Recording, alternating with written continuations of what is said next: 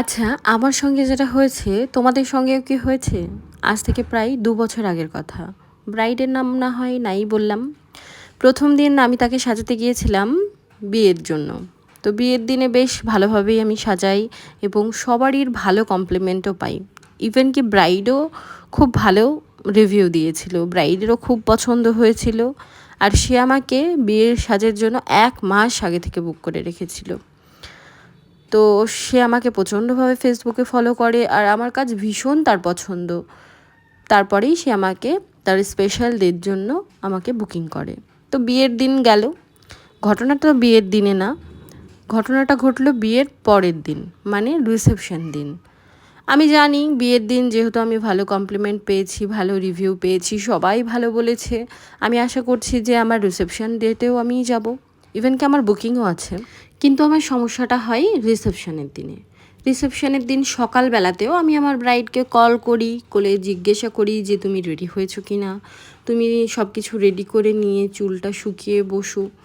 আমার call time ছিল ৮টার সময়, যেহেতু আমার কাছেই ভেন্যুটা ছিল, তো সেই জন্য আমি ১০ মিনিট আগেই বেরোই, মানে ৮টা বাজতে ১০ মিনিট আগেই আমি ওকে কল করি যে আমি আসবো কি না। তখনও আমি জানি যেহেতু ৮টার সময় আমাকে ঢুকতে হবে, তাই আমি ১০ মিনিট আগে একবার কল করে বেরিয়ে যাই।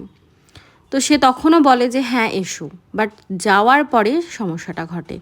যাওয়ার পরে সেখানে নাকি শুনি যে অন্য কেউ একজন সাজাবে, তবে সেটা না, সেটা পুরোটাই ফ্রড। তারা নাকি সাজাবেই না, শ্বশুর বাড়ির লোক তারা ব্রাইডকে সাজাবেই না কোনো রকমভাবে।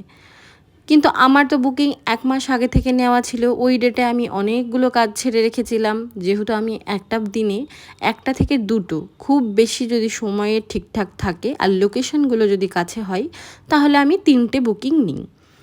আর ওই ডেটে আমি এমন একটা টাইমে বুকিং ছিল, তা ওই ডেটে আমি আর অন্য কোনো বুকিং নিইনি। গিয়ে তো ভাই মাথায় আমার বাজ পড়ার মতো অবস্থা। আমি ভাবলাম কী রে, আমাকে ১ মাস আগে থেকে বুকিং করেছে, অথচ আমি আসছি, আমার ব্রাইড আমাকে কোনো ইনফরমেশান দিচ্ছে না। আবার আসার পরে বাড়ির লোক আমাকে বলছে কি না যে কাজটা হবে না।